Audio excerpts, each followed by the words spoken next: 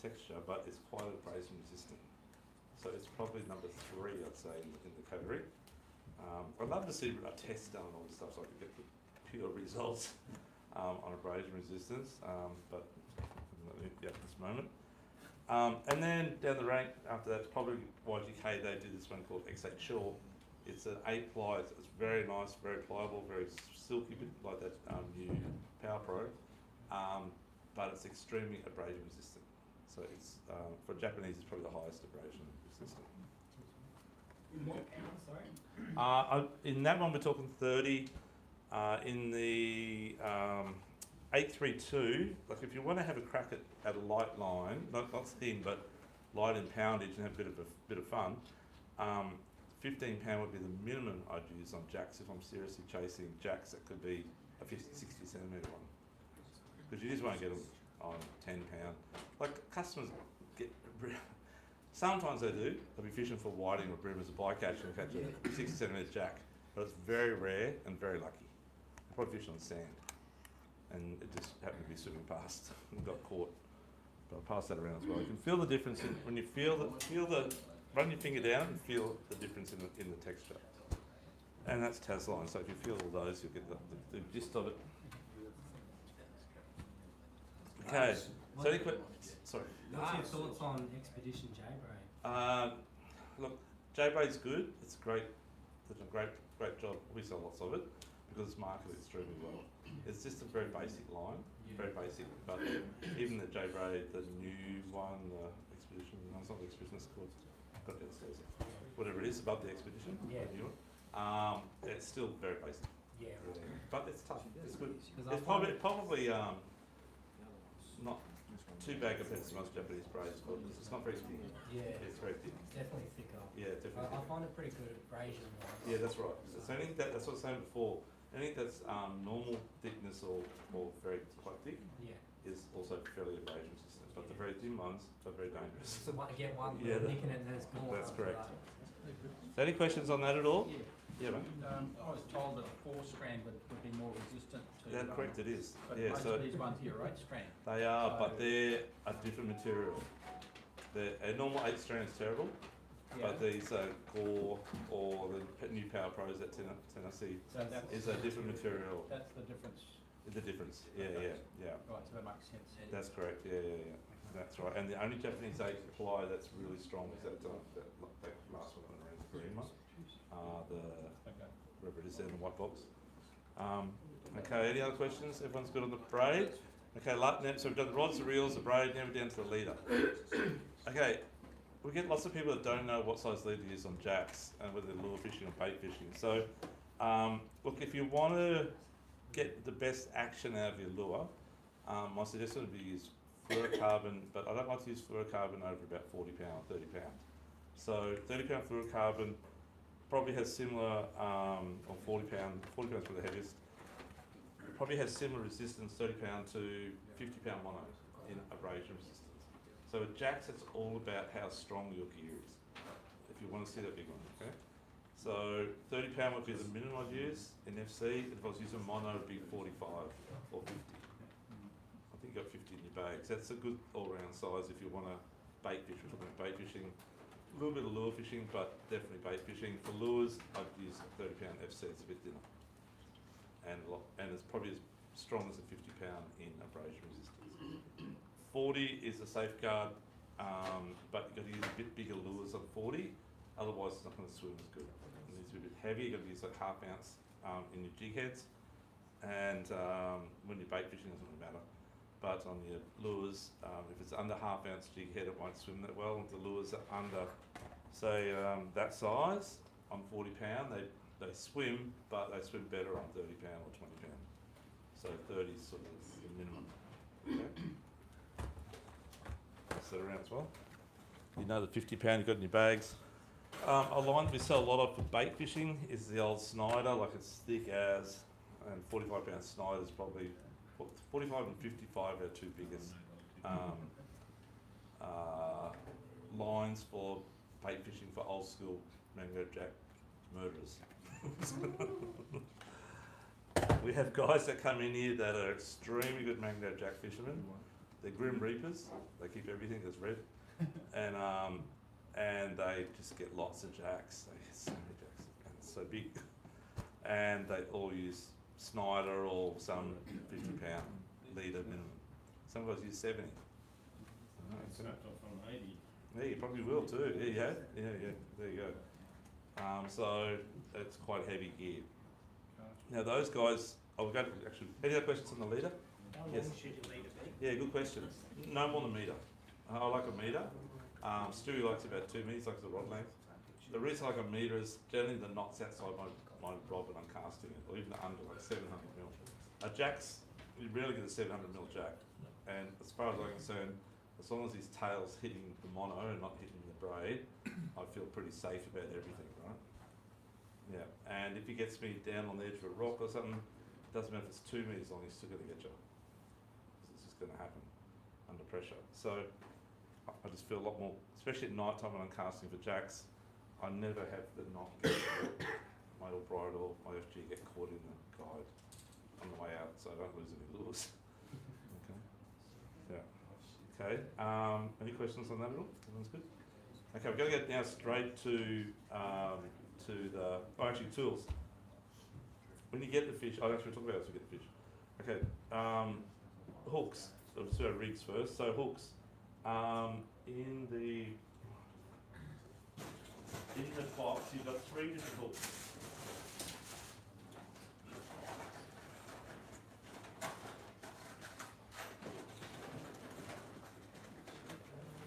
So why have we got 3 different hooks? Okay, some guys like to use circle hooks, some guys like to use like suicide or octopus style hooks. And some guys like to use bait hole hooks. So you've got one of everything. Have you got that? So what I'm getting at here is, I'll start at the circle hook first. So you've got a 5/0 mutsu. Okay, now mutsu's a very strong little circle hook, you can see there. And these are really good for live mullet, live herring. They're borderline on big size for herring, but still perfect for jacks. And whiting, diver whiting, silver biddies, that'll work perfect. It's not too big, it is a bit thick, but you don't want it to bend out, so that's what it's all about. And you can run that hook anything from through the nose, through the back. I don't like to do it through the back, I always run it around the head area. And a hook up rate on that is extremely good. Okay? So that's the circle hook in your bag. The next hook, you go through the nose usually. yeah, I'll actually draw it for you. Actually, I'll get Stu to bring some filters up and we'll hook one up shortly. The next hook you got is a 5/0 in a standard octopus beak hook. So these are really good snell together if you want to run 2 hooks in your live bait. And also very good to run 2 hooks on a bait, like a squid or whatever it may be. When you're doing that situation, I wouldn't use under 5/0, if anything, I'd go up to a 7/0. But 5/0 is their biggest seller. Okay. Cheers, man. Thank you, sir. Thank you.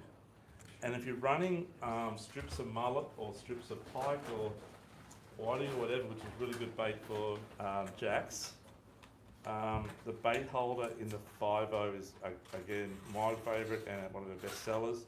And these are very strong 5/0. So now straighten out. Look at the barbs on the back. So you'll use a fillet like that size, okay, and go through a couple of times and pull it up over the eye of the hook. And then the shank, the little barbs on the shank will hold it that stretched out without crunching up into a ball. That's what they like. They like that bait flapping around that's straight and not curled up. So you've got 3 different options in the hooks there, okay? You've got 50-pound leader, sinker. You haven't got sinkers, but you've got sinkers at home, I hope. Now, when you're jack fishing, they're a bit like whiting. They don't really care. Is it nighttime whiting fishing? They don't really care about sinker size, as long as your bait's down on the bottom. Live bait, look, some people say you should let it swim around just naturally. You hardly get a fish on the surface or even mid-water on a live bait. Thanks, mate. When you're bait fishing for jacks, it's always on the bottom. It is for me. So it needs to be on the bottom. So put a big badass sinker on it, you know, whatever it may be. Big boy sinker. So the smallest I would use are probably about because you get a bit of run in the rivers as well. And when you're shore fishing, you don't want it to go all the way bouncing down and get caught up all the time. You want it to sit up there and just stay there.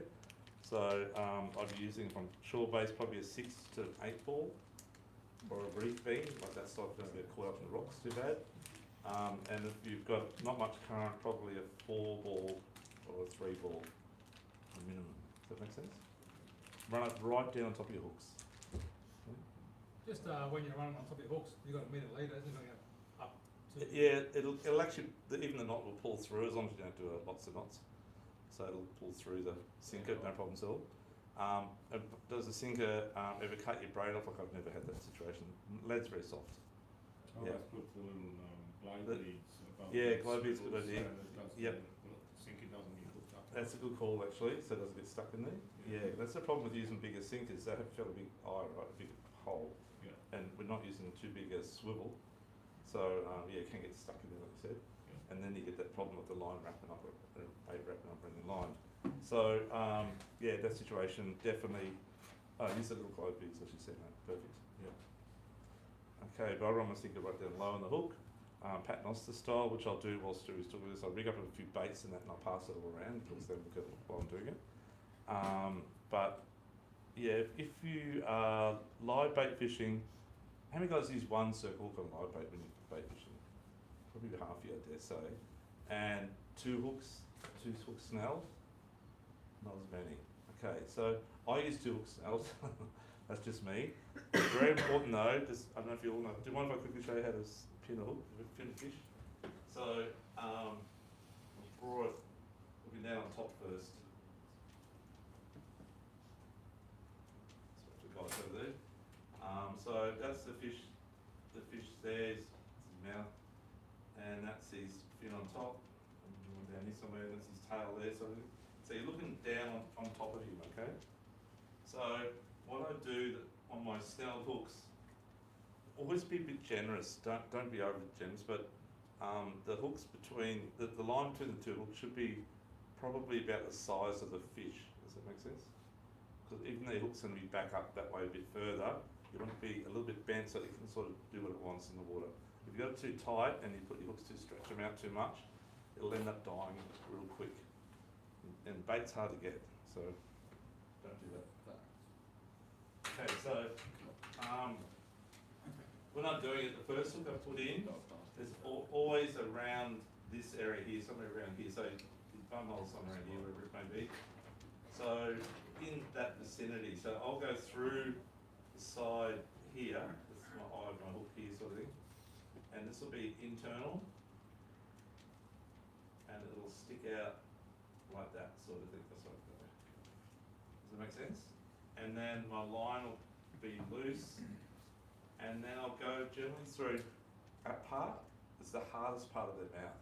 If you go through the nose, it always falls out, and he's pulling it by the end all the time. Does anyone have that problem?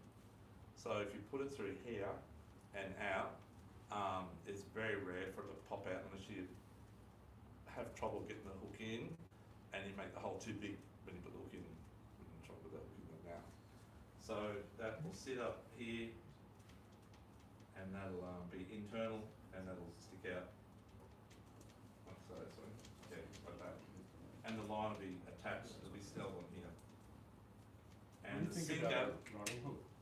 sorry, mate? What do you think about a running hook? I always Yeah, do a look, running hook and I roll it around the line. Yeah, you can roll it in the line, but as soon as you strike, say you get a little bit of a bite, you pull it a little bit, it generally slides down a bit, does that make sense? Especially if it's grabbed it, it'll sort of curl it up a bit because you stretch the line through the eye of the hook a bit.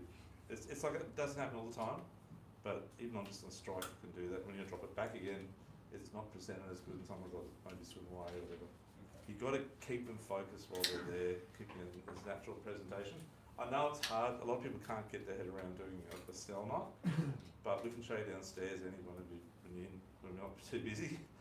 Just pop in and we'll teach you how to do it, no problem, one-on-one, show you how to do it. But the sinker will sit directly on here. You can put that little glow bead, as you said, mate, on the descent as well, like we do. And then it leads up here, and it swivels up here, another glow bead on there, and one will sit just on here, so it can't go over the swivel. Yeah, that'll sort of how it looks, but a better view of it's probably looking side on.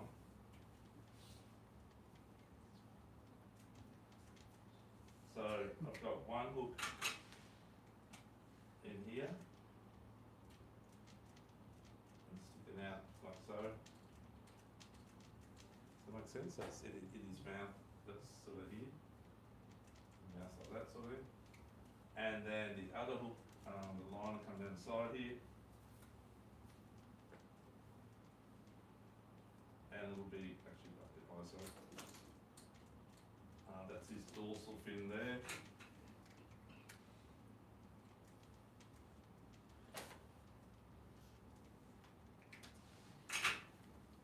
So I'll come down here, and then my other hook will be, eye hook will be there. You'll see the shank there, and then this will be internal, not as far as the spine though, keeping it on one side, and it'll stick out the side like so. Does that make sense? And that's, I find that's the best way to catch fish. You just don't miss. Oh, sorry, that's actually joined on there with the snell. Whatever. And that's a bit loose on there. That you don't see there, but it's a bit loose. It's not tight. Enough to move naturally. Enough to move naturally. That's right. And don't go too far down towards his tail because you'll restrict it again. And try and keep it as natural as you can. They've got to be able to move their mouth. If they can't move their mouth, they'll die, they'll drown, or whatever they do. So, it's really important to do that.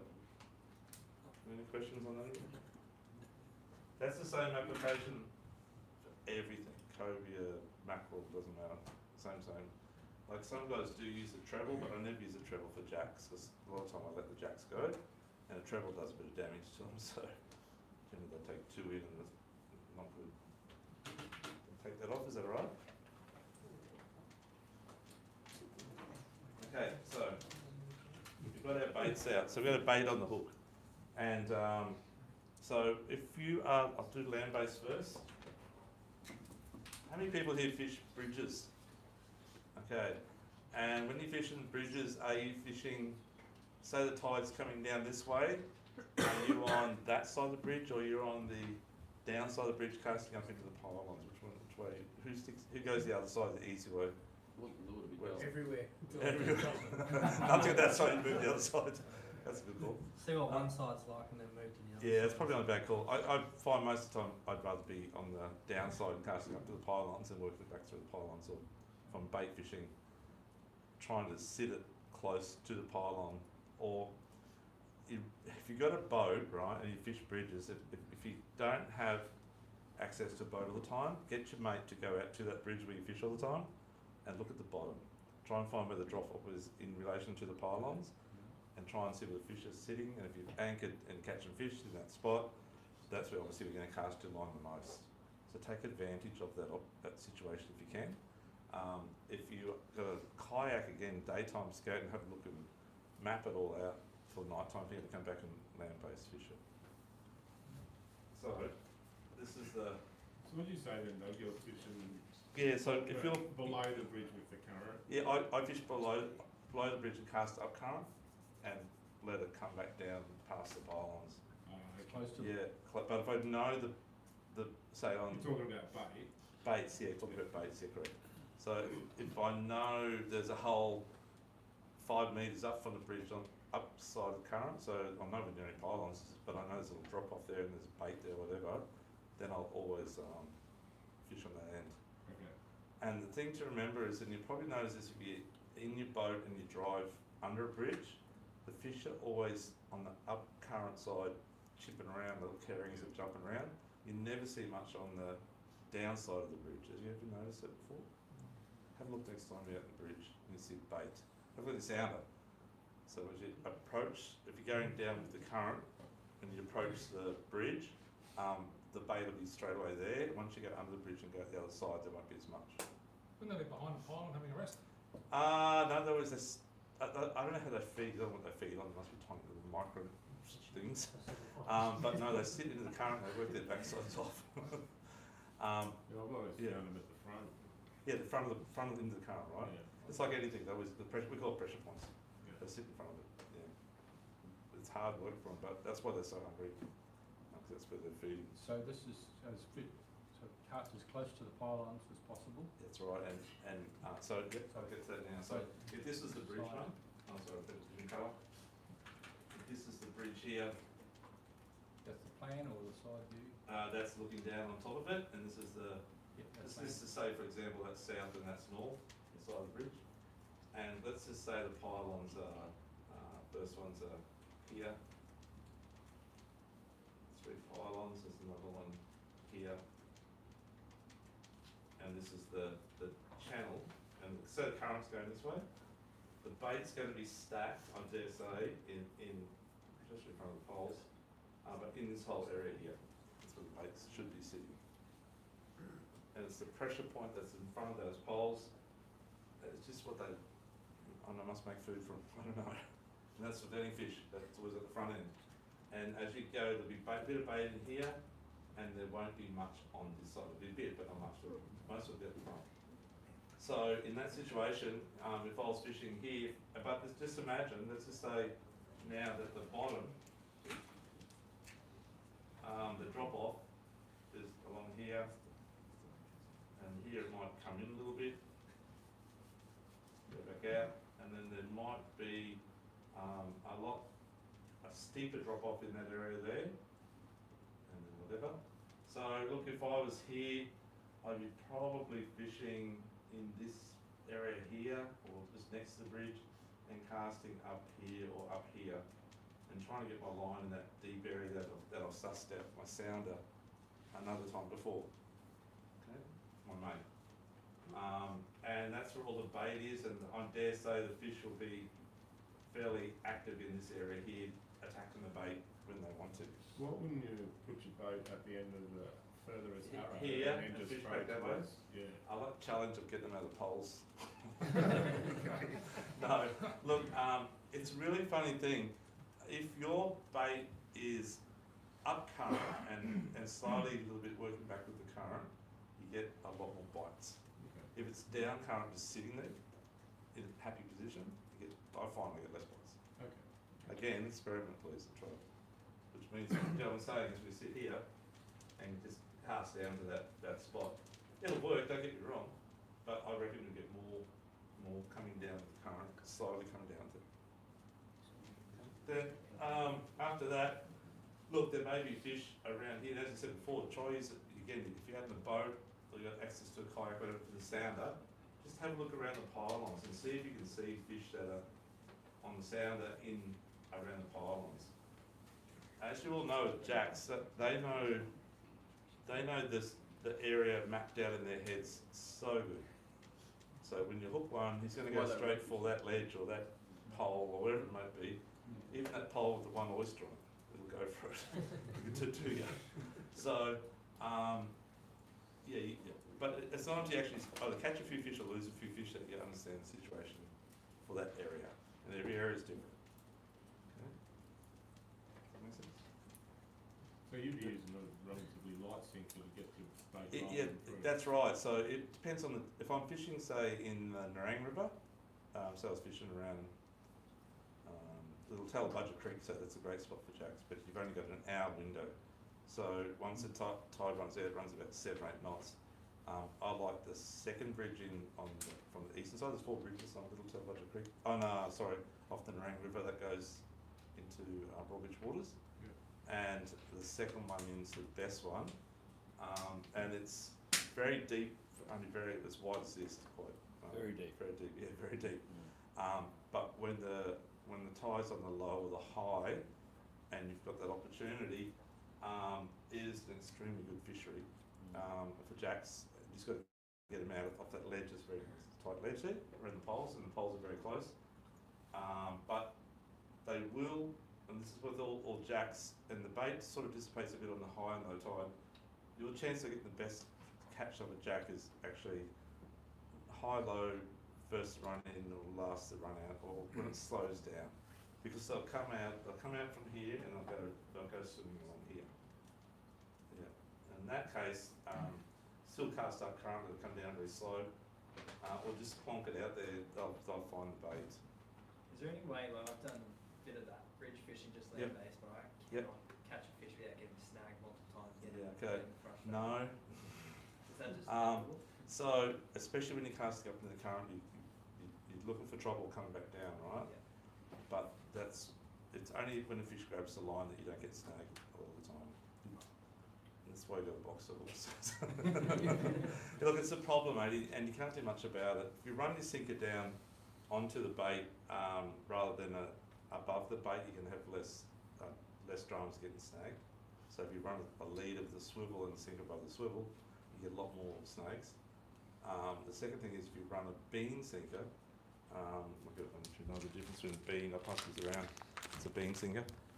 The bean sinkers, where everyone uses up on the reef, they get a lot less caught up on the bottom. They tend to pull through rather than a big knob get stuck. So that would eliminate probably about 30% of your snags as well. But when you get a fast running current and you cast your line up and it's hopping down quite fast, you will get fish, but you will see a lot more snags.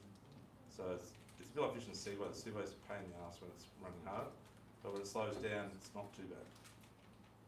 But you sort of know where the rocks are. Bean sinkers are so much better for the CA for sure. Yeah, bean sinkers will say that's right. That's So right. that's your land-based stuff, but with the boat, would you be part of Yeah, that? so with the boat, I'm going to be, pens again. Okay, so with the boat, have you got spot lock on your boat at all? You have? So I'd probably, if I know that ledge is there, for example, I'd be probably sitting my boat, probably not this side, because there might be guys fishing on the bank and I won't like it sitting there, but I'll be probably sitting in this area here of my boat and casting up current along that casting back into the ledge, if I know where the ledge is, and then let my line come down along that ledge. Okay. Yeah. Otherwise, as silly as this may sound, when you are on the shore and you cast down current and whereas it just goes out and plonks on the bottom and you don't get as many bites as with casting up current, when you're in a boat it can be the opposite way around. So where we fish in the Coomera River, we fish a rock bar there, it's really good. Has anyone fished the rock bar in the Coomera River? There's a few rock bars in the Coomera River. There's a few different ones. Depends which one it is. I'll show you in a moment.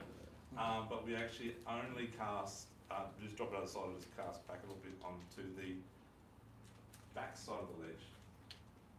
Everyone okay on this one for a sec? Let's go quickly draw it for you.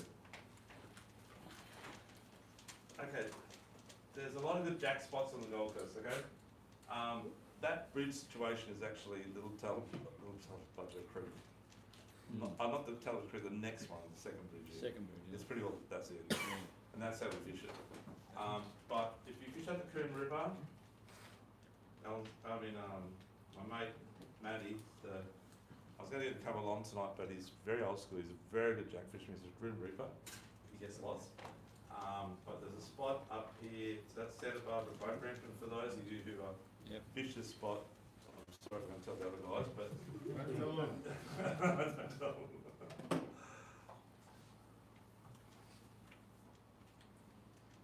this is the boat ramp at Santa Barbara. Bit of park here, couple of houses here on the hill.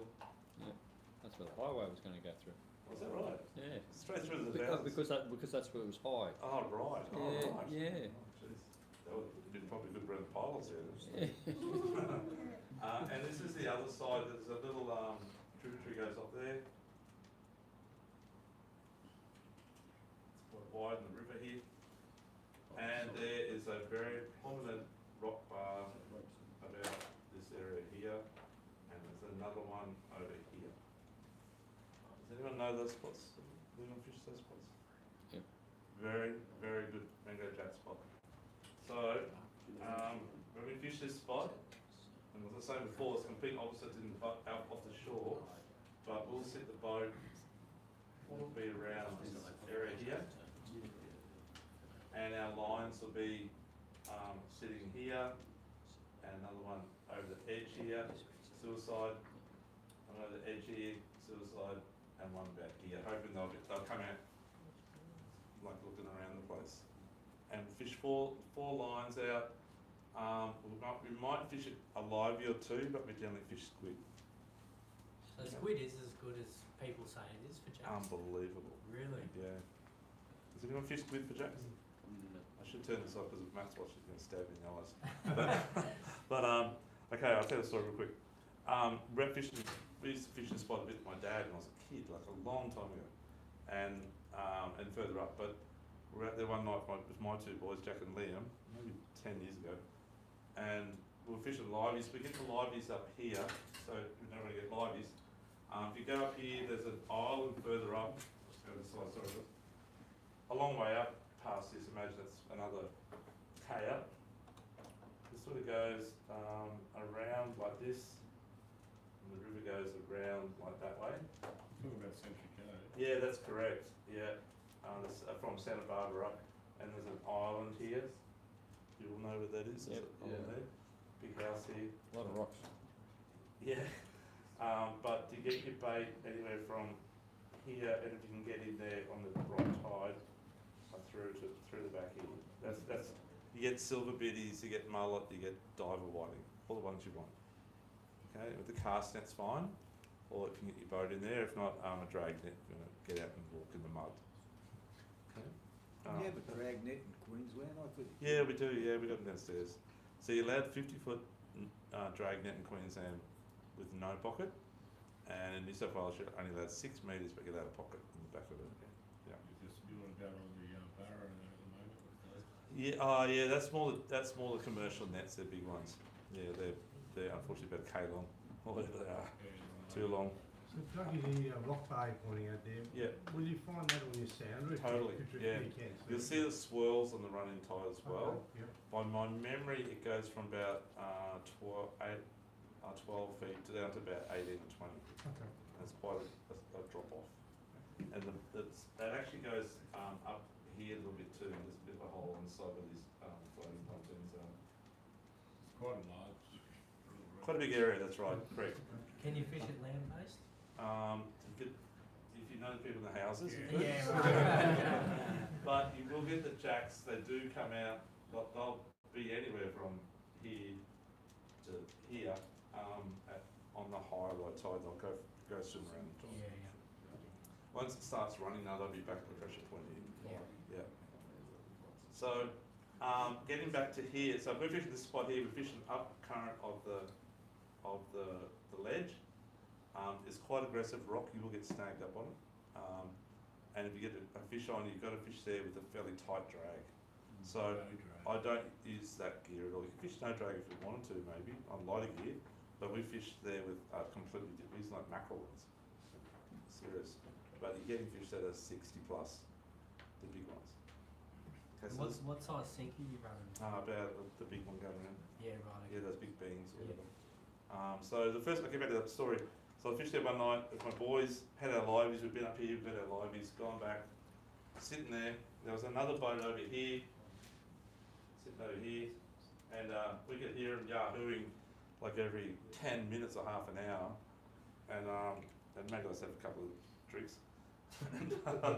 And he's fished, I didn't know it's Matty, and I haven't seen him for a while. He's a ex-pro trout fisherman up the reef, so he's a very good fisherman.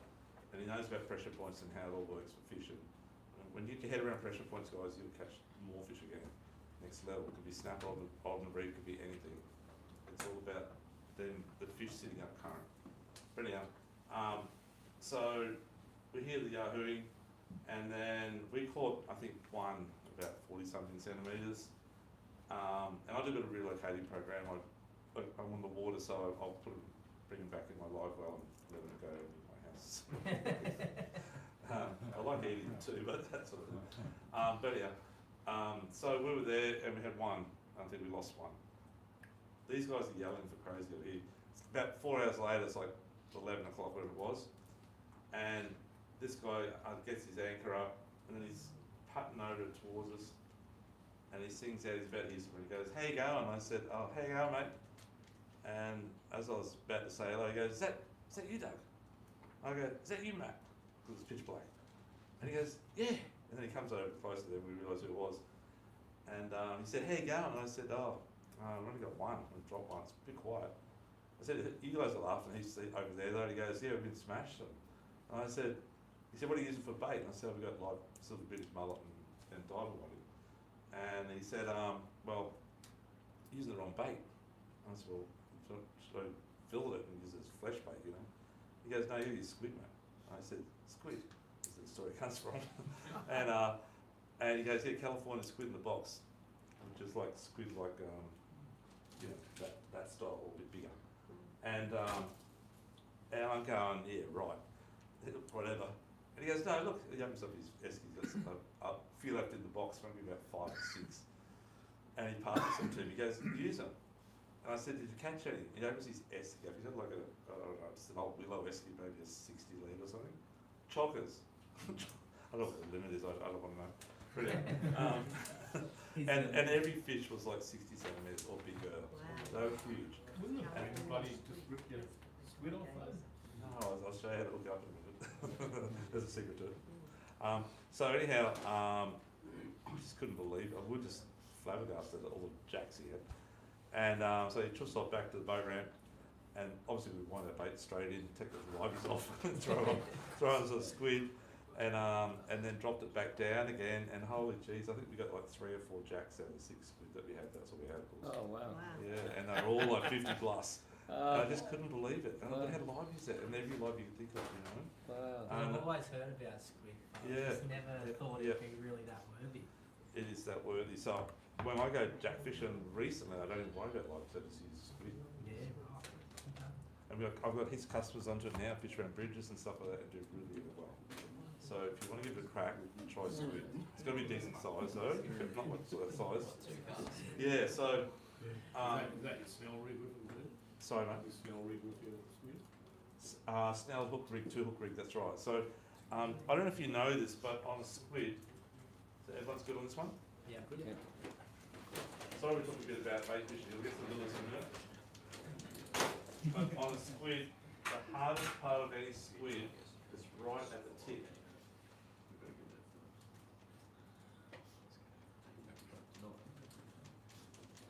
So it's got like its wings down the side here, right?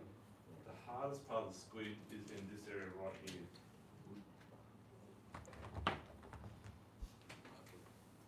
In this area right here. It's the toughest part, the hardest part, and it's very hard to get a hook out of it.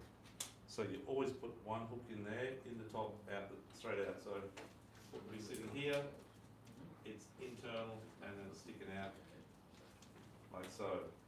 The second hook, now, we made a bit longer snells on these. We put it in about here, and pull the whole hook out the other side, come back out here, and then just hook the hook into there. Does that make sense? Are you going through and then coming back out? Yeah, let's pull the whole hook out. So go through, put the hook in through here, and then just dig it in there. So it's actually, the eye of the hook's actually on the other side, and the shank of the hook's, that's actually out the other side too, but it goes in there, it's out the other side, sort of thing, if that makes sense. So you obviously have the hook down at the top of the head kind of thing. You're correct. Yeah. It always dead set on top. And that's actually around the other side, if that makes sense. Does that make sense? So, and a lot of the time, unfortunately, you get bream will annoy you, the crap out of you. They're big bream too, but they'll always eat the head first. But if you want to catch bream, you always catch them because that hook's in there. But the jacks also love that part first, so you generally give them the bottom hook. But if you do get a jack bite, which is a lot more aggressive, they will sometimes miss that hook. They'll generally eat the whole thing. You can get them on the top hook, but generally it's on the bottom hook. Yeah. Does that make sense? But just try the squid. You gotta try it, okay? Please. On all fish with the squid or Oh just no, the jack? just jack. Oh, it's good for snapper and stuff like that, but Yeah. jacks. Yeah. I'd rate it over tailor fillets or mullet fillets, which I rate highly. I used to. If I was going to use flash bait back in the day, pilch would be probably the last straw, but tailor fillets or mullet fillets are very good. Pike's not too bad, but now I don't even think about that. I just use squid. What about chicken? Look, yeah, okay. Where I am, and I say one of my relocated pets, but the biggest jack I caught on pontoon 63, and it was on pieces of chicken skin and meat, cooked barbecue chicken. So I don't know. Sponsored by Woolies. Yeah, that's right. Yeah. Okay, so any questions on that at all? No, but I hear you talking a lot about night fishing. Yeah, so night fishing, so jacks are, they are also active in the early morning. But a lot of the time early morning it's more of a boat thing, so they're on the walls and stuff like that. And Stu will talk about that with his soft plastics, I won't take his thunder away from him. But it's more of a retaining wall or rock wall situation. Yeah, early morning. In doing that same scenario in the daytime, it's very rare. Don't catch much. Nighttime, they're very active. Yeah, your bycatch is also going to be a lot of trevally, get a lot of trevally as well. Is And that like catfish. sunset or like late at night? So when you, Sort of that time. if I'm land-based, say, my favourite, and I'm from boat too, obviously, but if I'm land-based fishing bridges and that sort of structure, my favourite tide is low tide about, at this time, because it's dark about 7, it's low tide about 4 to 7 or 6:30 to 7. The last to run out, so I get to start fishing at 5:30, the last to run out, the water's the hottest because it's coming from the shallow rivers or whatever, tributaries. It's warm and hot, the bait is very active when the water's hot, so the bait's active and they're feeding active. And then as that tide turns and it's just the first start of the push in, it's always a really hot bite. Okay, so the first of this tide pushing in, yeah. And then the next good bite, if you have the next weekend's opposite to that, right? So the next weekend, if you've got high tide about, I like it about 5 or 6, fish the high tide, you might get a fish or a couple of hits. Then you won't get much until the tide starts running a bit. And about 2 hours after high, there's always a good bite period as well. And if it's high tide at 8 or 9 at night, your bite will hot bite will be about 11. Just the way it works. So you fish the low tide too? I love the low tide, particularly right on dark. And And what about for the rest of the low tide, you know what I mean, till high? till high, so you get the first to run in, you get a good bite. Then once it starts running, you won't get much until you get the odd fish if you say sit on that ledge, say. But then they become fairly active as the tide starts to slow down a bit. They seem to spread out a bit to go looking for food. I think they don't have to work as hard for it. If I'm a little fish, I try to think of how the fish would think, and if I'm a little fish and I've got current, it's my saviour to run away from the fish. I can go faster, and the jacks will get tired, chase them all over the joint. But when it's not much current, he's faster than the little fish, so he's more aggressive and he's feeding easier. So you're saying that neat tides would probably be... Yeah, they are. That's correct. Yeah, so I don't like lots of big run. No. Okay. Yeah, which is at quarter moons, Yeah. which is actually at the moment. Yeah, at the moment you got, I think it's low. Actually, the tides are good coming up this weekend. Yeah. Low tide about 5 or 6 at the river. It's about, if you were the 5:87. seaway would say 5 low, it'll be 6:37 up at that ledge, say. Yeah, perfect for it. Yeah. Fridays and Tuesdays. Yeah, correct. That's right. Any questions on that so far?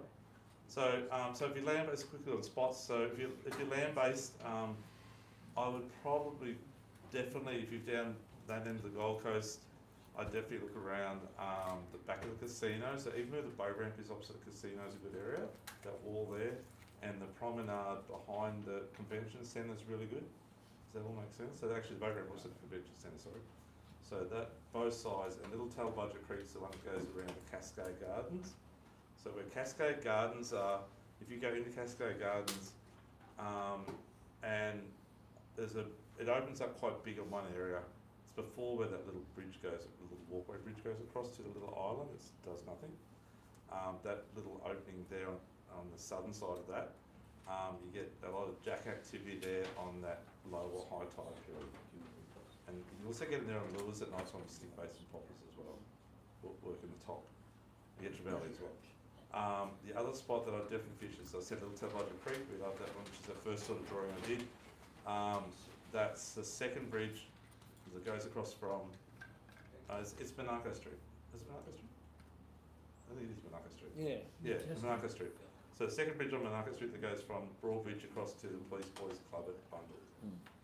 and there's 4 bridges on there, okay? So Is there's that the second one bridge. that just flows hard? Yep, exactly, that's why I said you got like a 50-minute window or something. Yeah, yeah, But the fishing's very good in that period. yeah, okay. Yeah. Because I've tried there, but just Yeah. pulls so hard. It's 7 knots. 7 Yeah. knots. Just got to pick the right time. Yeah, correct. Okay. Yeah. But if you get that tide like this weekend coming up, that's that low tide, it's perfect. Yeah. Yeah, but just be careful with the slip on the rocks. Yeah, yeah. We caught big cod there, we caught everything there. Yeah. But lots of jacks. Yeah. And if you're up northern end, look, we get a lot of customers, I don't do much fishing there, but a lot of customers that fish the back end of Coomera at the lake at the back and fish around where it goes into the freshwater part, around that weir there, around the weir that overflows after the floods all the time. And they get a lot of jacks in that area there. The other spot is underneath the highway bridges, it's not too bad. Down, where we just spoke about before, maybe on the high or low tide they'll come bossicking around where you can fish without getting caught up the back of someone's house. Paradise Point, look, I have caught them land-based with my dad, but not for years. But you'll still get in there, but it's really hard to fish. There's lots of cables or something in the water. But where Jabiru is, so the first bridge goes to Paradise Point across to Jabiru Island, which then goes across to Hope Island. The first bridge, if you park where the boat ramp is, and walk across the highway and walk to the most northeastern corner, that's it, most northeastern corner, there's a good hole there. We troll that with deep diving doors, which I'll talk about in a sec, and catch jacks there, okay? And we land-based fish as well, we used to. It's good too, and underneath the Hope Island bridge, it's not too bad as well. Probably fish the Hope Island side of it though. There's barramundi there too, guys, certain occasion. Boat fishing, all the above spots we just spoke about definitely. This is for bait fishing we're talking about, okay? And probably got to add to that, actually one other land-based spot, I don't know what the security is like at the moment, but the 2 jetties at the Runaway Bay Shopping Centre, there's a few customers fish there. Yeah.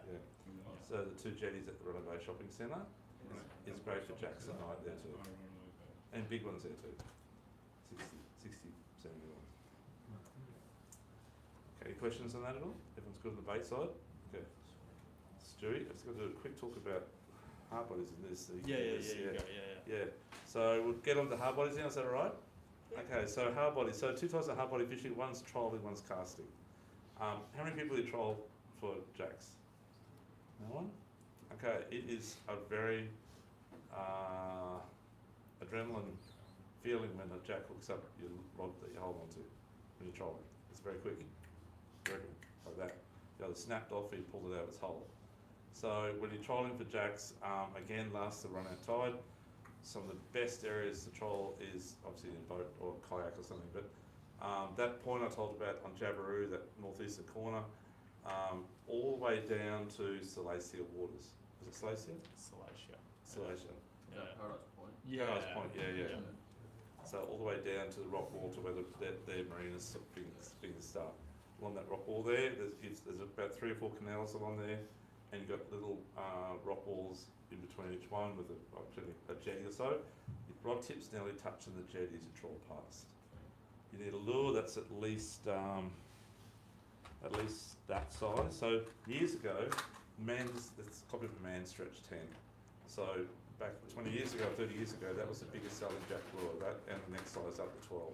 Still got a few in there. You still got a few? Yeah. They are legendary lures. You've got one in your bags, okay? So that's a real good trawl lure and casting. Up to about that size there, that's a Lucky Craft pointer in a 100 XD. They're legendary jack lure for trawling and casting. So these fellas, here's what you do.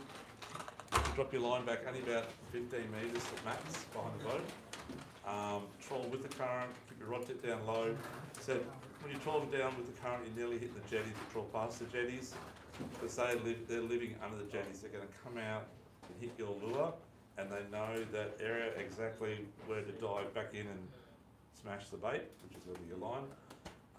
And it's all worked out. They'll follow your line for maybe 2 or 3 houses, I reckon, before they nail it. They know that's the point they're going to smash it, and they do. So You'll get used to that though, and as I said, when you're trawling along, just work it like you do for barrafish or flatties, and drop it back a little bit. But when you get the hit, it'll just do out and rip the rod overhand. You have to fish it with a fairly tight drag, so you've got to hold the rod tight. And the reason being, as soon as you hook up and you now get a jack on, straight away if you're on it, it's actually the tiller sea is the best. As soon as you hook up, you just gun it and try and plane them out to the middle of the river. It's serious. That's how it's done. That's how it's done. Yes. Facing back at the lures, Yeah. and there was so many fish that would come up behind that lure and not hit it. Like, Is that right? Yeah, it's frustrating, right? you'd be so surprised at how many fish actually investigate a lure. Yeah. Oh, they do, mate. They do. And that's what I said. They'll follow it for quite a while, so they either feel safe to hit it or whatever it may be. That obviously they think it's a fish, but Yeah. yeah. But Little jigs like you're saying. yeah, little twitches and stuff. Yeah. So so when you get a jack hit, it's like whack. And if you I trawl with my right hand and on the side console, so I can't reach across the throttle to get it out of the way, right? And I don't like trolling with my electric because it's not fast enough to pull them out of the way. So I troll with my motor. So yeah, just gotta make it happen. How fast do you do it? At about walking speed. Yeah. What time of day? Again, I love that late low tide. It's the best, the most active feed time. Stu would probably say the same. That they seem to go for any of this stuff we're talking about. Yeah, traditionally trolling's always been a lot better at night or like that late afternoon. Yeah. Okay. So just trawl the edge of pontoons, trawl the edge of rock walls, and along the edge of pylons on bridges. Yeah. And a lot of time you'll trawl down, and it's pointless trolling back against the current. So wind your lines up, zoom back up, come back down again. Okay. And you'll catch bycatch at cod, you get a lot of cod, and some big ones too. Yeah, and trevally. Okay, the next way is casting hard bodies. So casting hard bodies is going to be similar to the way Stuart's going to talk about with soft plastics. If you have the luxury of having an electric outboard, you sit down current and cast up into the current, sit back about, probably position yourself about maybe 10 or 6 to 10 metres off the end of a pontoon, slightly out from the pontoon. Hopefully there's no boats on the pontoon. Hopefully you don't get caught on the carpet on the pontoon. And cast your lure up past the pontoon and keep the rod tip down and just crank it back slowly. So it's get back fast for the first maybe 3 turns or 4 turns so you get it down, and then just a steady wind, and it's got to be swimming under the pontoon, if that makes sense, along the edge of the front of it, but down deeper than the pontoon. Okay. Most of your hits either happen straight up or they'll happen halfway between your boat and that pontoon. So within that 2 metres of the pontoon, you're the other 2 metres after that, or 3 metres, they will hit it in that point and scare the crap out of you. So follow it out, they'll come out of the shade into the light, and it's that point where they're either going to strike or they go back. The last minute strike. Last minute strike, yeah, that's right. It's always when you, after you've done it a couple of times, you know when it's going to happen. So you sort of used to it the first couple of times, like holy crap. But you've got to keep it steady, wind steady, as we talk about, steady down along underneath the pontoon. So most of the water's on the edge of pontoons, and most of the good areas where jacks are, it's probably about 2 to 3 metres deep. So once you lure to get down about 1.5 metres, most of those pontoons are about 700 mil thick. So they're down in the water, maybe 600 or 700 mil. Yeah, I think while we're fishing pontoons in general, we might as well go through the basic stuff while we're going through. Dougie. But as Dougie was saying, those pontoons, beauty about jack fishing in residential areas and stuff like that is the structure moves the whole time with the tide. So mangrove jack, everyone thinks that they're going to go to Crab Island or a mangrove somewhere and catch them underneath. Up north maybe, they're a different tree. Down here they don't have those big root systems. So all of our man-made structure is really good. Because of that fact, it goes up and down with the tide, so you can fish it low tide, high tide, basically whenever you can get out. It's like a mangrove jack luxurious resort on the Gold Coast. And that's why I think the mangrove jacks here are so good and so big. It's because we have probably the most man-made artificial reef system for jacks in Australia. And as Stewie said, exactly right. Up north, the mangrove roots go out in like that and down to the water like that. and then like this about swimming underneath it. Yeah, swim all underneath, through you know, it. they're all through it. Where ours are We in got the little mud. pegs. In the mud. So Yeah. there's no structure around the mangrove. So, like you will hear the odd jacks when they're crabbing up, say Pimpamar or something. You hear the odd poof, whatever, up around the mangrove roots on the high tide. But they're only little jacks, generally speaking. Yeah. But around man-made structure, they're a dime a dozen. Yeah. Every pontoon has at least 1 or 2 jacks on it. Not shipped there, natural ones. Yeah. Give them the bite. Yeah, that's so the you get hard them to part. bite, Yeah. Yeah. So like bridges again, it's structure that you can fish at any stage of the tide. Most of the bridges, like just say Sovereign or Ephraim Island Bridge, they're not that big concrete structure that you see go into the water. They're actually on pegs. So you want a lure that does dive that little bit deeper to get down around those pegs and kind of the stilts that hold those bigger structures up. So as Dougie said, you want a diver or a soft plastic that kind of gets down that little bit deeper. So if you're up above, say, the bottom of a pontoon and they're underneath the pontoon, they can't see through the pontoon, so they won't be able to see it. So that's why we need that lure to dive down, or the soft plastic. So soft plastic fishing, a lot of the time we always say go lighter, you want it to look nice and natural. This stuff you just bomb it in, just slow wind it, no real jig or anything, and we're fishing around ½ ounce. 3/8 Just one question. Why are you always saying cast upstream? Why don't you cast downstream, go against the current? You can get your lure down. Because they're facing into the current, right? Yeah. And when you bring it down with the current, they can switch and follow it down a lot easier. They can attack it a lot easier swimming with the current, following it. Okay. But when you go against the current, they got to work hard against the current to catch it. So They don't just make like it. easy feed, yeah. Yeah, Yeah. They like to just go there with it and then whack and hit it. Yeah. Yeah. Yeah. So as Stewie said, with jig heads, like 3/8 and ½ are our #1 selling size for jack casting.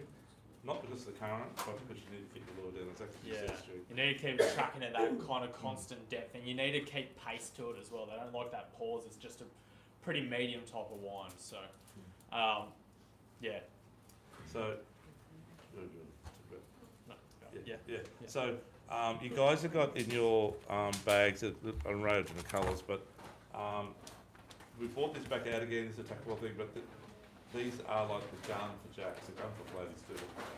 We've got guys that can skip cast these in under pontoons or up against structure quite easily. So the only time you don't use heavy jig head is when it's skip cast. So that means like flicking it underneath the ropes. The pontoons have lots of ropes, okay? And a lot of the time the jacks are on the other side, they might be in the shade of the ramp coming down to the pontoon or whatever it may be. You need to get in there and hopefully get it out. And normally do a skip cast, they don't keep going. They A lot of do a them duck tumble dive. and drag. They do a duck yeah. dive. Yeah. So these are really good for that. But also good for putting on a big one and just roll in front of the pontoons. Yeah.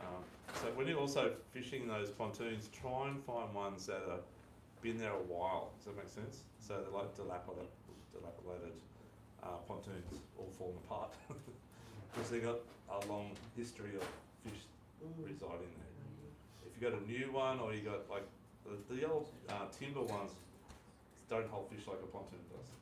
So pontoon's the best, and those floating air docks are really good too. We're talking about before, mate, cast up current. You can actually, there's not too much current cast down the side as well. If you got sometimes people have their drive-on pontoon facing not north, east, west, I have it north, south sort of thing, you know. Yeah. So at that point, if you got spot lock or you just in a kayak or whatever, just position yourself up current a bit and cast back down it, and then bring it back around so the current's coming down. Yeah. Bring it back out of it. Yeah. Just takes a bit of practice, guys. Whether you use a spin or a bait cast, that's up to you guys. If you're good with the bait caster, you can do anything, anywhere. But if you're good with the spin rod and you do some flatty fish or whatever, you can get pretty accurate. Okay. Yeah. There's a new marina that's still being built at the moment near Sundale. So that wouldn't be really worth fishing if even though it's all new and It stuff. will be when it gets done. Look, Problem is, by the time it gets done, you're not really supposed to go near Yeah, it. I know, that's why I was thinking, trying to get in there before it's Look, you'll probably you might catch a few because it'll hold bait pretty much straight away. Yeah. But it'll be more of a shelter thing for them. But it wouldn't have resident fish yet. Okay. If you want to have a crack at that sort of thing, it's like running on places you get away with, but it's really hard to get in there. Oh, if I amongst could the get in poles. a kayak or something. Have you been to the place that's where Chevron Island Bridge is? Chevron Island, east side. I can't remember the name of the building on the northern side of the bridge. It's got like about 50 poles in the water. Yeah. That's suicidal in there, but there's lots of jacks in there. Yeah. And just after it, where the rock wall is, it goes down to Buzz Beach. Very good jack trolling and casting and bait fishing at night as well. And you can land base there too. You don't care about getting yelled at going to Century Cove, Yeah, so Century Cove's I caught a lot of jacks at Century Cove in the old days, but when we could sort of get away, but now that the electric boat going around all over the joint, they're pretty aggressive, yeah. They even don't like you fishing the other side of the bank, opposite Century Cove. It's actually legal to fish anyway. Supposedly it is, but they reckon it's one of the only places that own the waters. Yeah, they've got there's It's a something grey- to it's a it, grey but area, mate. It's a grey area. Sorry, is it? Sorry, Yeah, I'm not sure the Chevron Island, I'm trying to. Okay, Chevron Island is Whereabouts, just, but where's Chevron Island? Chevron Island. If you look up where the Wax Museum is, and you'll see there's a big bridge near the Wax Museum. It's Okay, Chevron Island, okay. Yeah, and the bridge on the north eastern side of the bridge. Oh, it goes over Scotland Island or whatever it is. That bridge, oh, that's the one that goes across to the Yeah. ocean side, okay. Now, yeah, that's it. That bridge over there. That's it, correct, mate? Yep. Yeah, so Yep. On the northeastern corner, which is going to be closest to you on the surface side. Yeah, over there. Yep. There's a building there with about 50 poles under it. Yeah. I think it's Sorry? oh yeah, I don't. It's a car park or a tennis court, something like Tennis that. court. Yeah, yeah. And there's a lot of jacks in there. That's land fishing or should we kayak? That one had to be a kayak or a boat. But on the other side of it, which is where Bud's Beach is, that rock wall, there's quite a good land The other base there. side, you mean the Chevron Island side? No, the other side of that, of all those poles. It's on the northern side of it. Yeah. So the other area, guys, that's good fishing too. I forgot about this, but if you know where the western side bridge is at Yeah. Chevron Island, Yeah. and there's the, I think it's a rowing club or Well, it's like a a horse It's really weird. swimming club, I don't know what it is. That makes sense. And you've got Bundle Bridge, little Bundle Bridge Road there. Opposite Hodder? Opposite Hodder, pretty well. It's that before you go to Hodder. Yeah. That's the little bridge you go over there. Yeah. And there's a little church on the corner. Okay, so From the we're church gonna- down to that bridge is a really good fishing land base. And kayak as well. Because I've heard even Jacob's Well Marina, you know, where the, like, You mean up at Horizon Shores? no, Jacob's Well, you know, Oh, where yeah. they've got a big marina out the back there. Oh yeah, can't Near fish there. there though. But you get in trouble. But Yeah, there's yeah. like same thing, there's like 50 poles there too, you know. Yeah, And half yeah. of them don't have a pontoon Oh yeah, on there- it. there's lots of jacks there too. Yeah. I've boat there for a while. I've been stretched there so many times, but just never been able to land anything Yeah. until security comes Yeah, anyway. yeah. So the best spots are covered by security. Yeah, that's right. What this is something I'll be right. So guys, getting back to the soft plastic, so the size you got in your packets there is the size that we most commonly use, which is about 4 inch. Okay. The biggest size Stuart's going to show you here that you probably use to be about that's around about 5 or 6 inch type of thing. Yeah, white's Yeah. always a very popular colour, like Mm. that type of thing. I'll pass a couple around just so you kind of visual how big, but yeah. Again, it's the same profile as those ones that Dougie showed before, but just stretched out a bit bigger, What about the jig heads with the hooks that fall down, you know what I mean? like a weedless. Yeah. Yeah, I don't really use them because the way a jack feeds is pretty quick, and I just like hook exposure. Good for Yeah. skip casting though. Yeah, good for skip casts and stuff like that. But yeah, I normally just like jig head, one proud hook, and go from there. So if you, well, let's leave this out for a moment, but when we finish, just have a real quick look here. You'll see most of our lures are white or red-orange. That is the 3 colours that Jack like the most. Next are probably like a black silver or gold black. Like a mullety type Yeah, look. multi type look. So, but red, Jacks, I don't know they eat each other, but they love red. They go crazy for it. So Red for orange. hard bodies too, Yeah, exactly the same. Yeah. Yeah. These are very expensive. Don't worry about the price on you guys, but that's the colour that they like, sort of thing, or that sort of thing. Okay, and that one. What about natural silver? Yeah, natural silver, that's what I was saying. So red and orange and white are three big sellers. Black and silver's next. Black and gold's probably after. Yep. So it could be any type of sort of orangey, pinky, red colour. Anything in that sort of spectrum is what they like. Probably one of our biggest sellers still, all these new Japanese stuff started coming out, was just the white diesel minnow in the Seaman, and it still is a legendary lure. So those rattle minnows be the same as that, Yeah, very similar. So the rattle minnow you just got handed out is an absolute change spectrum. It's got the rattle, and that rattle I think annoys them and they smash it. Really? Yeah, so gotta give it a go. The tail's a bit more active as well. Stu, you're talking about prawns, mate? Yeah, so prawns are like one of those things. Like paddle tail is definitely the biggest seller, and it probably works about the most. It's the easiest to use. You can feel that little paddle tail working as you're slowly winding it in. Prawns are very effective as well. You always get a lot of prawns around pontoons and that type of thing. Very similar action. A few guys give it a few like little light hops and a wind. I just kind of throw it out and wind it.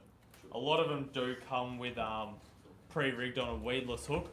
I just pull the weedless hook straight out and put a jig head in it like normal. But these are probably the only thing that I would run a little bit lighter jig head in. So maybe something like around a 1/8 or a 1/4, just to get that natural glide a little bit more. Yeah, because actually, no, prawns are one of they are on the bottom too, but they're a lot of time in the water they're maybe just a metre down or half metre down, and they just seem to be cruising along, which they do. And if you can emulate that, that's the go for sure. Rather than having a big heavy jig head hop in the bottom.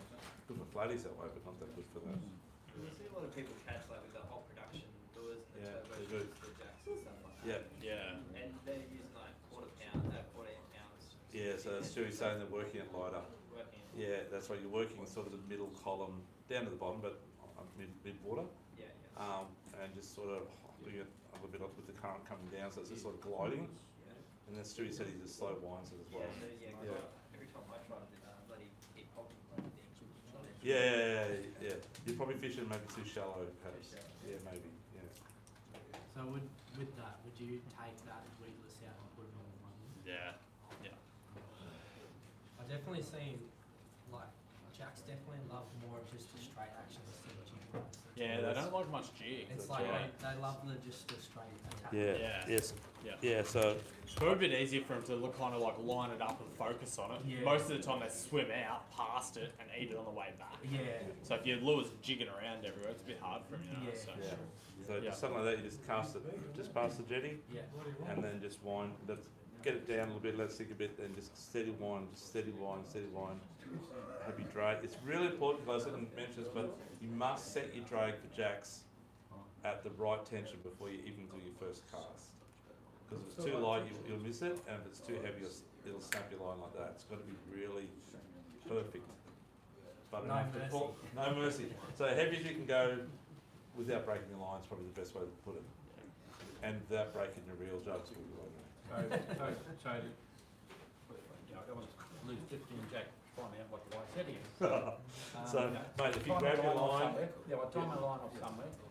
Now, what I've been told is never bend a carbon fibre rod more than 90 degrees. yes. So what, you put it up to 90 degrees before the drag slips, or what sort of? That's a good 60 call, degrees? but you can always put your rod at the fish and have a heavy drag, right? Yeah, So, yeah. but what you're saying is not a bad way of doing it, but yes, that one is so stupid. So I thought I had something I could sort of, you know. Yeah, if work out. I've just said it, you can pass this around because I need to the head. That's about the minimum drag I'd fish on the. So, if I've got the, Bit tighter, yeah, that's right, yeah. Don't cut your hands though doing this. In that point, yeah, that's better. So, if you feel that, mate. Yeah, I was gonna switch. I'll pass. Oh, you don't do it that way. Don't always do it this way. You've got to learn to go around and pull off slowly, and that's the tension. You need to know that. That's not a lot tension. of drag. No, it's not It's a light fair rod, bit but through it's the a rod, very though. light rod though. Yeah. Yeah. So when you pull on that rod, it's going to be hurting it. Yeah, well, I was just sort of trying to get it. Yeah. The rod is Yeah, the yeah. right setting, but that's, Yeah, if you go with that put it this way, if you go, the best way is to put a scale attached to Yeah, something I can do and that. pull on it, and around about 3 to 4 kilos. on the line itself. Yeah, I've got digital stuff. Yeah, perfect. Yeah, 3 to 4 4 kilos. kilos, right. So just pass that around. Just be careful. And just wind the line up every now and then if you don't mind. Because I'm asking mine, I'm afraid of them about. We've done the count all the way around, sir.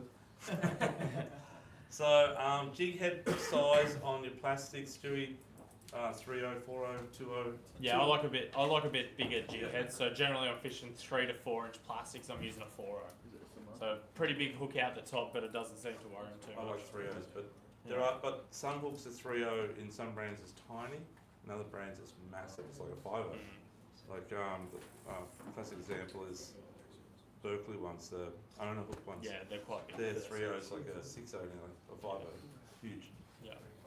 Even those ones you got in your bag are fairly big 3.0, it's like 4.0.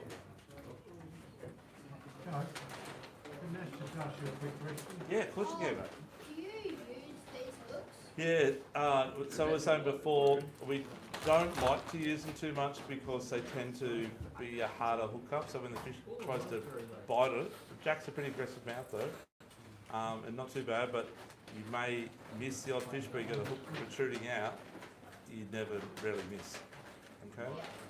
So, but the beauty of that type of hook is two things. It can be weightless and you can actually skip it on the surface, like work it on the surface. Second thing is you can skip casts it in anyway. Don't cut your hands, guys. It's quite tight. That is very tight. Yeah, that's what it's got to be. That's another thing you should point out too, when you're bait fishing for jacks, never thumb your line, Get because cut. I've had it cut through 3 mil deep. Yeah, on my yeah, finger and I correct, get from- correct. Feel by the rod. Yeah, Very Yeah. dangerous. yeah, very dangerous. Yeah. And what I was saying before too, I did say that jacks are quite aggressively on baits, but actually that sometimes can be very timid. You think it's a bream because you catch something bream and annoying the crap out of you. The same little tink, tink, tink, tink, and then it'll be whack, and it's a 50 centimetre jack or whatever, you know. So they don't always bite the same as well. But no, sometimes they're quite bang bang aggressive. Other times they're very timid. Stewie, we've done prawns, so these type, the ones that are pre-made. Yeah, little pre-rig stuff's not too bad. Look, obviously you don't dictate your weight and stuff like that you get. Something like those little panic stations, they're not a bad little pre-rigged, easy to use, good hardware on it. The biggest thing is this stuff, you're fishing quite heavy drag as you guys have just seen, so your hooks have to be reasonable quality, otherwise they will bend out. Yeah. Yeah, so a lot of the lures you get, the hooks, again, you understand when you look at a lure and you know what braid you're using. If you're using over 20 pound, your hooks need to be the next level up because they will bend out, as Stewie said. So you get to understand, I'll pass around a lure that's got bad hooks on it, and I'll pass around the hooks you should be using on it. I'll find my glasses here. So you know what I'm talking about. They're not bad hooks, they're just not Yeah, ideal. they're not suitable for what we're doing, that's right. I'll pass around these two. Like if you want, as far as pre-rig stuff goes, these are probably the two to give a shot. Little Fishcraft Dr. Shad, so like a good paddle tail. It's got a stinger treble on the bottom. You can take it off if you want. I'd probably leave it on. Or just a little Xeric live mold. So the light molds work on them, 100%, yeah, they're really good. Yeah, yeah. The hook's in about the right place. They come good straight out of the packet. Do you put a little bit of weight on them? Because I usually sit Nah. on the top. I'll just use them as is. Okay. Yeah, yeah. All the hooks I've got, all the lures I've grabbed out have got good hooks on. Anyhow, I'll pass this around and there's some hooks here somewhere. And Here. same thing with those lures too, you just wind them slowly or you Yeah. give them a little Just slow wind. Yeah. Yeah. Put those two good ones in. So I'll pass these around, you'll see the hooks on the stick baits a little bit, A little bit thin. thin. Yeah. Yeah. Just one thing about casting lures, we didn't talk about poppers and stick baits. So, and Stewie was talked about the splashing on the wall. If you want to tell him about that, but Oh yeah, like any. early morning, late afternoon, this time of year, we get a lot of little jelly prawn schools and stuff like that in canals and small bait. It's a perfect habitat for a jack to get out there and smash a couple. You get trevally doing it and stuff like that as well. Tailor, tarpon, all that type of surface That's feeding the sort stuff. of stuff they like. But while there's not much wake on the water, like from boats going past and things like that, you can, First thing in the morning. yeah, or like late arvo as well, you can look and you might see like a wet patch on the wall where it looks like it's been splashed. A lot of the time it's fish that have rounded up bait and they're actually feeding against the wall, so they'll splash a bit of water up on the wall and stuff. If you can, kind of focus around those areas a little bit more, you can zip over to them on the electric. Be a jack most of the time. Yeah, yeah. And you can throw your little surface lures, or little plastics or hard bodies or that type of thing in that general proximity. And normally when they're feeding, they're pretty aggressive, so they will swim over and have a bit of a look. And 9 times out of 10, you'll get a bite. The birds are a good indication too, they work together. Yeah, like, They're correct, yeah. yeah. So when you're working those stick baits, I like to work my rod tip up on a bit too, but rod tip up on this side, twitch, twitch, twitch, twitch, but it's sort of like doing that through the water. And the casting next hitting the, obviously be careful of hitting bridge pylons too. You can break the bibs off lures, some lures, but yeah, pretty well land it on the retaining wall and then work it back out for the retaining wall. Try and find, if you got a canal, again, I keep saying this, but where the water's coming down and then turns and hits that corner, that's where they'll be a lot of the time sitting in the current, or the bait will be sitting in the current there. A really good spot, and getting back to boat fishermen again, but if you have an opportunity at this time of the year to get up around Kooran Cove, again, I don't know about the legal side of fishing there, but you can fish there, but that first retaining wall that comes in both sides, look for the splash the Stuart's talking about. It's a great spot for jacks on the high tide. So if you go down and get high tide, which won't be till next weekend, that's one the next one, and fish that high tide, they school up all the bait on the edge and smash it early mornings. You want to be up there about 4:30 in the morning, 5 o'clock. And they're big jacks. Anything else? No, I don't think so. Yeah. There's so many good lures on the markets these days, guys, as in plastics, like, you just know they're going to work. Isn't those prawns there? I think they're good too.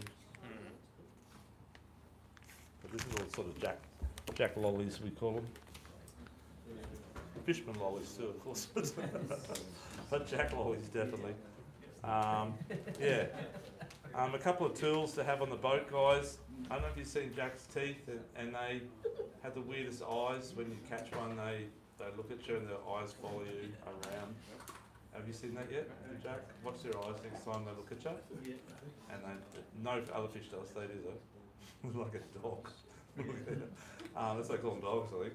But they've got big teeth, okay? So you cannot put your hand down the lure and try and get. They're like They snap. They snap, yeah. They're like, click, and if your hand's in there, it's like stabbed. So these are a good pair of pliers. You got a hook. I think you got a hook out gun in your thing actually. Even better. Safer. One of these things. That's for jacks.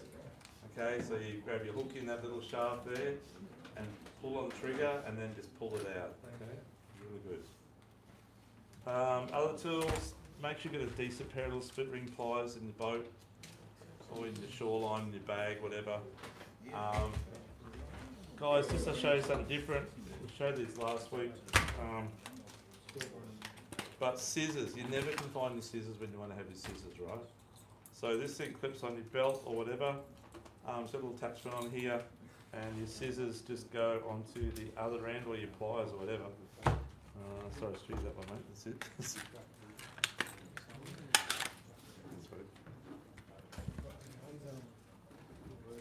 Can't see it, but I guess that's it.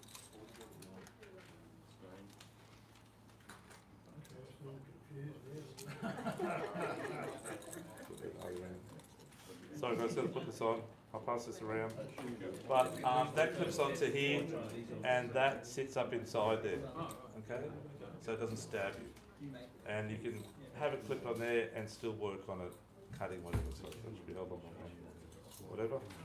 Yeah, so you can cut whatever. Great tool. And aerators. So if you do want to use the live bait, I'll suggest a squid. But if you want to use live bait, we've got deals on cast nets too. So cast nets the easy way without getting your backside in mud everywhere. But when you do get live bait, if you haven't got a pump in your boat, you only got a bucket, or you're shore based and only got a bucket, get yourself a fairly decent aerator, preferably 2-speed. So if it's hot, get the air going more, okay? And get yourself a good stone. That's the secret to stone. So that one there's sort of on the bucket, and it's just like the whole bucket becomes alive with bubbles. It's not just a little pump stone. So really good. Because bait's hard to get, and you spend a lot of time getting bait, and it has to be well looked after. You need to constantly keep the water changing a little bit as well, because it gets really hot at this time of the year real quick, and that kills fish. Do you any announcement? Oh, fast attach clips. Look, I'm not a big advocate for these on jacks, but guys do sometimes want to use them. They're the clips that you just tie at the end of your line and put your lure on like that. If that doesn't work, you take it off and put another one on. It's very quick. Flatty is fantastic. For jacks, you have to go to a size 2. These are around about 12 kilos, but you know, if you use a 40-pound line, your line's going to be much stronger than that, and it'll end up straightening it out if you're running a heavy drag. But they are a great thing that if you're a bit not good at tying knots or whatever it may be. I think that's about everything, Stu. Anything else? No, I don't think so. Yeah. What size cast net have you got? Oh, it's on. We've got 6 and 8 foot, but 8 foot's bigger seller. It's a little bit bigger in size. We can teach that throw as well. Easy to throw. They're on special $69. Do you do training on casting? Do you train you to cast? Yeah, we do. It's in the car park. In the car park. 3 casts, that's it. Then we double the price after that, so you have to get it right. That's the time we got. Is that actually happening? Oh, if you want us, then we can show you. We don't mind. Does anyone not know how to throw a cast net? Well, I've read the book and I still can't. Okay. Oh well. Stewie and I are seasonal prawn cast netters, so we throw the net thousands of times every year. And once you get the hang of it, he throws it totally different to me, so it depends which style you like. You throw it the dry way or the wet way? Wet way. Yeah, same. Dry way, wet way. Yeah. One Stewie's got thing, it. Yes. where do they go in wintertime? Where do the flatty go in summer? I don't know. Everyone seems to catch in summer, but I think they're more active during summer. Yeah. They're still there during winter because a lot of jacks get caught by Britain fishermen. They do. And they use like And 4 flatty pound guys too. 4 pound braid, 4 pound leader and catch all these jacks, you know. They go lighter on them, they don't fight as hard. But They're not as predominant as Not they as are as they are in summer. yeah. Look, that's a really good question. I think some maybe go out to sea. I think others just, I don't know, they hibernate perhaps.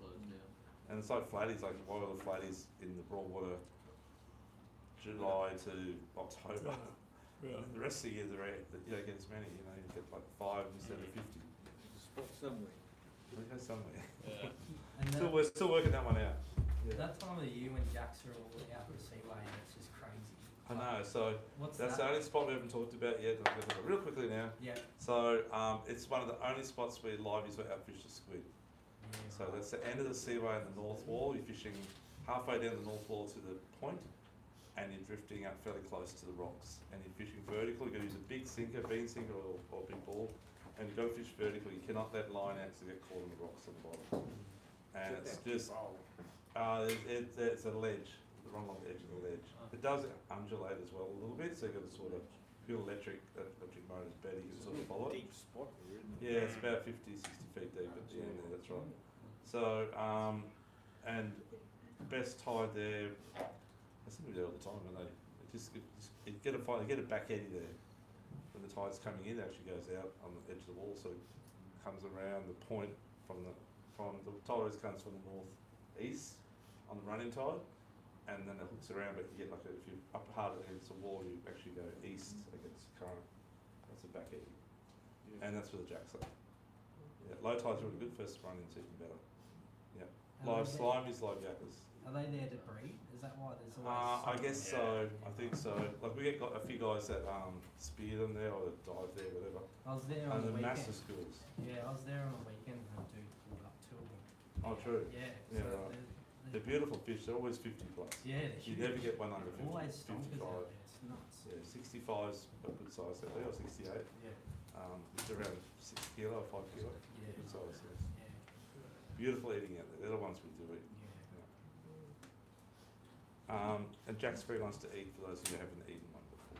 Only redfish is nice to eat. Yeah. Okay, any questions at all? Everyone sort of got a bit more knowledge, hopefully? Yeah.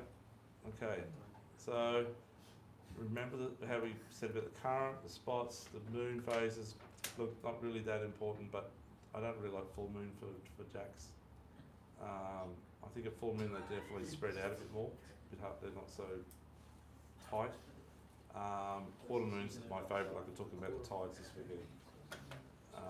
And yeah, that's about it.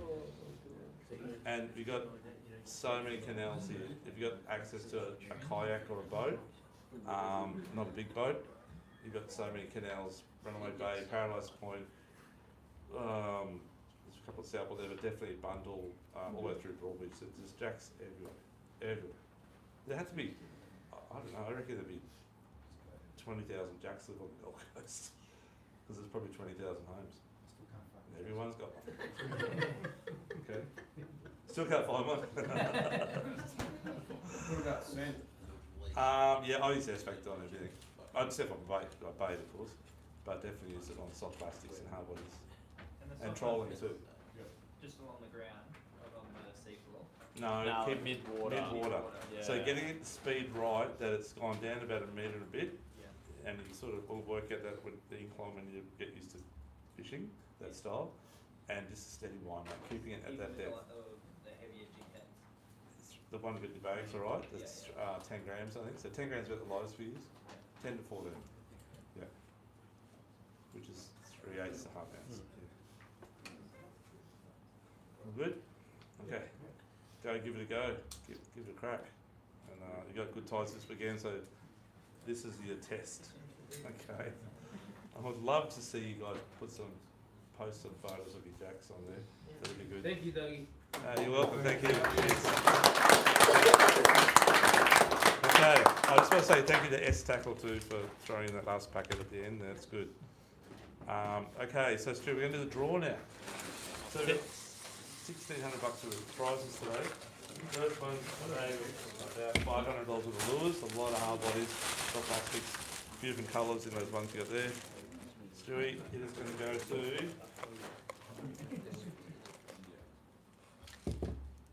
12 midfield. No, redraw, he's not here. Is it you, mate? Yeah, well done, buddy. Sorry. Thank you. You guys are pretty close there. I hope you're related. We've already said we're splitting it if one of us wins. I saw you have one chick